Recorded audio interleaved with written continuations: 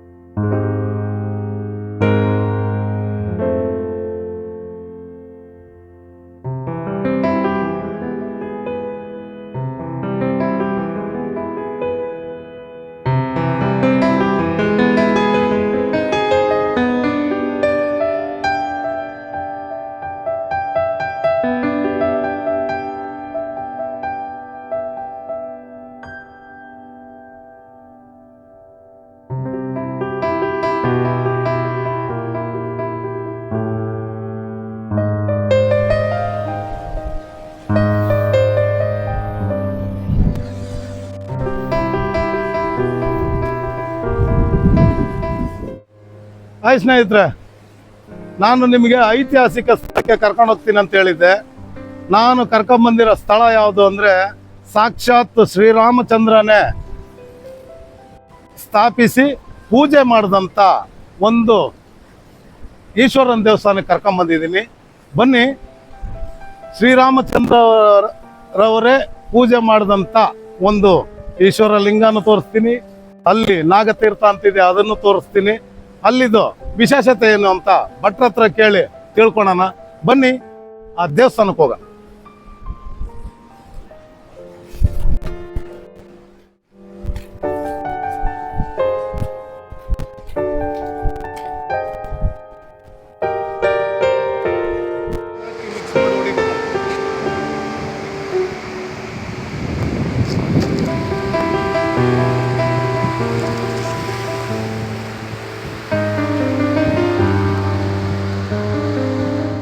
ನೋಡಿ ಸ್ನೇಹಿತರೆ, ಐತಿಹಾಸಿಕ ಸ್ಥಳ ಅಂತ ಹೇಳಿದ್ದಕ್ಕೆ ಐತಿಹಾಸಿಕ ಸ್ಥಳಕ್ಕೆ ಕರ್ಕೊಂಬಂದಿದ್ದೀನಿ.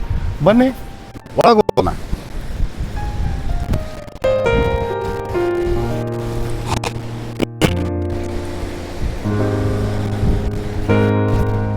ಎಲ್ಲ ದೇವಸ್ಥಾನಗಳು ಪೂರ್ವ ದಿಕ್ಕಿಗಿರುತ್ತೆ. ಇದು ಪಶ್ಚಿಮ ದಿಕ್ಕಿಗೆ ಮುಖ ಮಾಡಿರೋದ್ರಿಂದ ಪಶ್ಚಿಮ ದಿಕ್ಕಲ್ಲಿ ಈಶ್ವರನ ದೇವಸ್ಥಾನಕ್ಕೆ ಬಾಗಿಲಿರೋದು.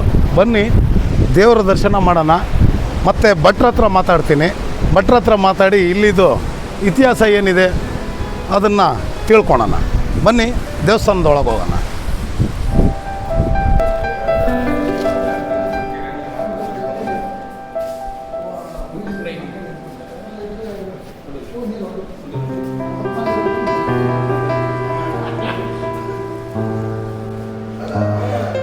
ಭಟ್ರೆ ನಮಸ್ಕಾರ.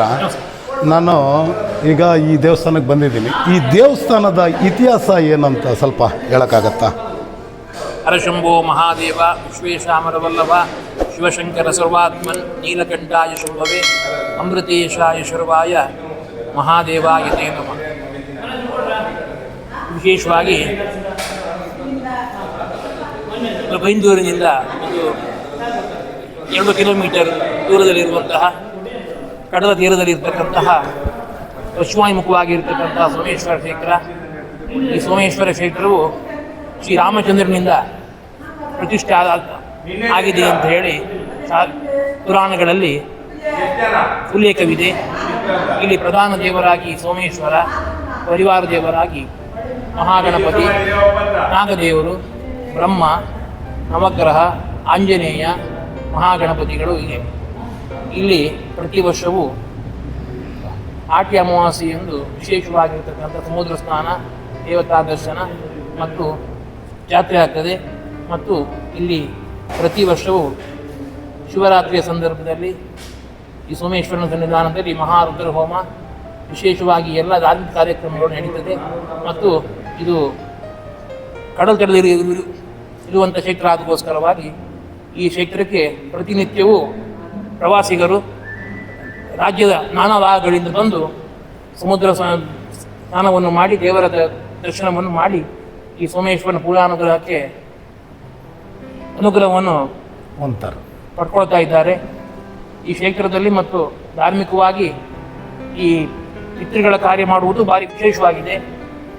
ಈ ಕ್ಷೇತ್ರವು ಶ್ರೀರಾಮಚಂದ್ರನಿಂದ ಪ್ರತಿಷ್ಠೆ ಆಗಿದ್ದು, ಶ್ರೀರಾಮಚಂದ್ರನು ಕಪಿಗಳ ಸೈನ್ಯವನ್ನು ಒಡಗೂಡಿ ಹೋಗುವಾಗ ಈ ಸಮುದ್ರ ತೀರದಲ್ಲಿ ಒಂದು ದಿನ ಇದ್ದು ಇಲ್ಲಿ ಶಿವಲಿಂಗವನ್ನು ಪ್ರತಿಷ್ಠಾಪಿಸಿ ಒಂದು ದಿನ ಪೂಜೆಯನ್ನು ಮಾಡಿ ಹೋಗಿದ್ದಾನೆ ಎನ್ನುವುದು ಶಾಸ್ತ್ರದಲ್ಲಿ ಉಲ್ಲೇಖ ಇದೆ. ಮತ್ತು ಇಲ್ಲಿ ಭಾರಿ ಇತಿಹಾಸ ಪ್ರಸಿದ್ಧವಾದಂಥ ನಾಗತೀರ್ಥವಿದೆ. ಒಂದು ವರ್ಷವಿಡೀ ನಾಗತೀರ್ಥ ಬರ್ತಾ ಇರ್ತದೆ.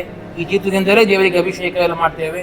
ಮತ್ತು ಈ ತೀರ್ಥವನ್ನು ತುಂಬ ಜನ ಮನೆಗೆ ತಗೊಂಡು ಹೋಗಿ ಪ್ರತಿನಿತ್ಯವೂ ಸ್ವೀಕಾರ ಮಾಡೋದ್ರಿಂದ ಅವರಿಗೆ ಬಂದಿರತಕ್ಕಂಥ ಕೆಲವು ವ್ಯಾಧಿಗಳು ಗುಣ ಆದಂಥ ಉದಾಹರಣೆಗಳು ತುಂಬ ಇದೆ.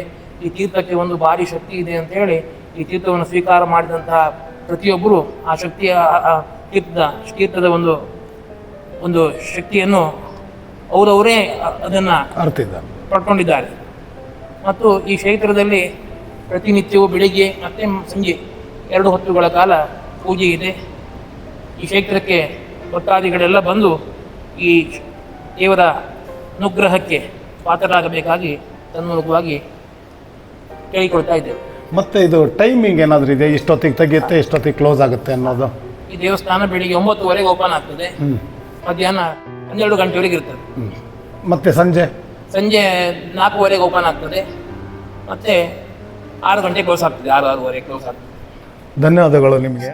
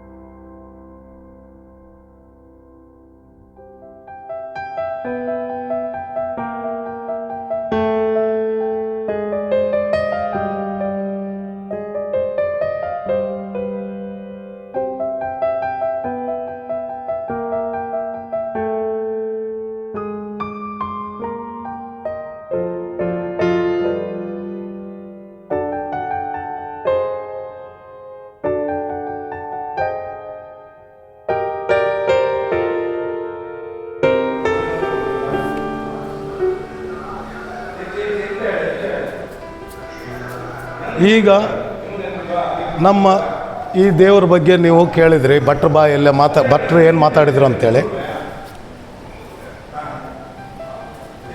ಭಟ್ರು ಏನು ಮಾತಾಡಿದ್ರು ಅಂತೇಳಿ ಕೇಳಿದ್ದೀರಾ.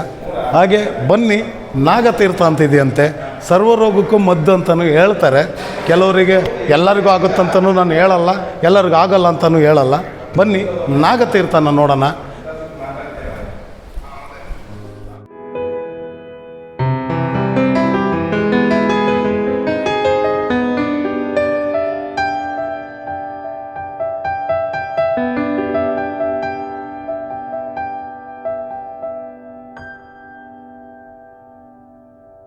ಸ್ನೇಹಿತರೆ, ಈಗ ನಾಗತೀರ್ಥಕ್ಕೆ ಬಂದಿದ್ದೀವಿ. ಬನ್ನಿ ನಾಗತೀರ್ಥನ ನಿಮಗೆ ತೋರಿಸ್ತೀನಿ. ಬನ್ನಿ ನಾಗತೀರ್ಥಕ್ಕೆ ಹೋಗೋಣ.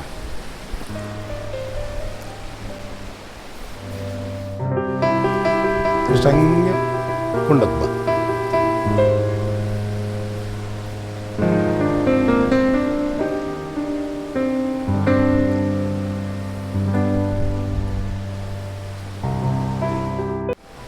ಸ್ನೇಹಿತರೆ, ಈ ನಾಗತೀರ್ಥ ಕಾಶಿಯಿಂದನೇ ಬರುತ್ತೆ ಅಂತೇಳಿ ಕೂಡ ಇಲ್ಲೊಂದು ಪ್ರತೀತಿ ಇದೆ.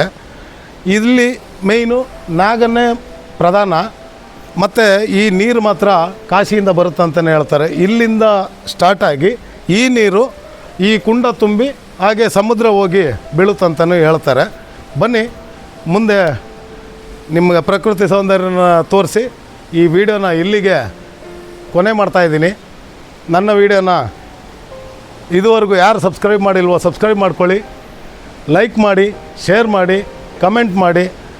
ಇದೇ ಥರ ಐತಿಹಾಸಿಕ ಸ್ಥಳಗಳನ್ನ ನನಗೆ ತೋರ್ಸೋಕ್ಕೆ ನಿಮ್ಮ ಸಹಾಯ ಹಸ್ತ ಬೇಕಾಗಿದೆ. ಆದಷ್ಟು ನೀವು ನನಗೆ ಸಪೋರ್ಟ್ ಮಾಡಬೇಕಾಗಿ ತಮ್ಮಲ್ಲಿ ಕೇಳ್ಕೊಳ್ತಾ, ಸ್ನೇಹಿತರೆ, ನಾನು ಈ ಜಾಗಕ್ಕೆ ಬರ್ತೀನಿ ಅಂತಲೂ ಕನಸಲ್ಲೂ ಅಂದ್ಕೊಂಡಿರಲಿಲ್ಲ. ಯಾಕಂದರೆ ನಾನು ಎಷ್ಟೋ ಸರಿ ಡ್ರೈವರ್ ಆಗಿರಬೇಕಾದ್ರೆ ಎಷ್ಟೋ ಸರಿ ಈ ಜಾಗಕ್ಕೆ ಪ್ರವಾಸಿಗರನ್ನ ಕರ್ಕೊಂಬಂದಿದ್ದೀನಿ.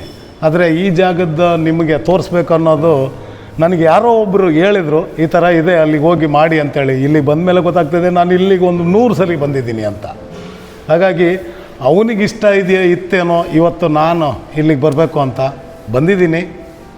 ನೋಡಿ, ಒಂದು ಸರಿ ಈ ವಿಡಿಯೋ ನೋಡಿದ ಮೇಲೆ ಒಂದು ಸರಿ ಆದರೂ ಈ ಅಪ್ಪನ ದರ್ಶನ ಮಾಡಿ. ಯಾಕಂದರೆ ಇಲ್ಲಿ ಪಶ್ಚಿಮಾಭಿಮುಖವಾಗಿರುವಂಥ ಈಶ್ವರ ದೇವಸ್ಥಾನ. ಸೂರ್ಯ ಮುಳುಗಬೇಕಾದ್ರೆ ಈ ಜಾಗಕ್ಕೆ ಸೀದಾ ಸೂರ್ಯನ ಕಿರಣಗಳು ಈಶ್ವರನ ಲಿಂಗದ ಮೇಲೆ ಬೀಳುತ್ತೆ ಅಂತೇಳಿ ಹೇಳ್ತಾರೆ. ನೋಡಿದ್ದಾರೆ, ದಿನಾಲೂ ಕಾಣಿಸುತ್ತಂತೆ. ಬನ್ನಿ ಆ ವಿಸ್ಮಯ ನೋಡೋಕ್ಕಾದರೂ ಒಂದು ಸರಿ ಬಂದು ಈ ದೇವಸ್ಥಾನನ ದರ್ಶನ ಕೊಡಬೇಕಾಗಿ ತಮ್ಮಲ್ಲಿ ಕೇಳ್ಕೊಳ್ತಾ, ಬನ್ನಿ ನೆಕ್ಸ್ಟ್ ಇದೇ ಥರ ಐತಿಹಾಸಿಕ ಸ್ಥಳಗಳನ್ನ ನಿಮಗೆ ತೋರಿಸ್ತೀನಿ ಅಂತ ನಿಮಗೆ ಭರವಸೆ ಕೊಡ್ತಾ, ಈ ಭರವಸೆ ಈಡೇರಬೇಕಂದ್ರೆ ನಿಮ್ಮ ಸಹಕಾರ ನನಗೆ ತುಂಬ ಅವಶ್ಯಕತೆ ಇದೆ. ನಿಮ್ಮ ಸಹಾಯ ಹಸ್ತ ನನಗೆ ನೀಡಬೇಕಾಗಿ ತಮ್ಮಲ್ಲಿ ಕೇಳ್ಕೊಳ್ತಾ ಈ ವಿಡಿಯೋನ ಇಲ್ಲಿಗೆ ಮುಗಿಸ್ತಾ ಇದ್ದೀನಿ. ನಮಸ್ಕಾರ, ಮತ್ತೆ ಸಿಗ್ತೀನಿ.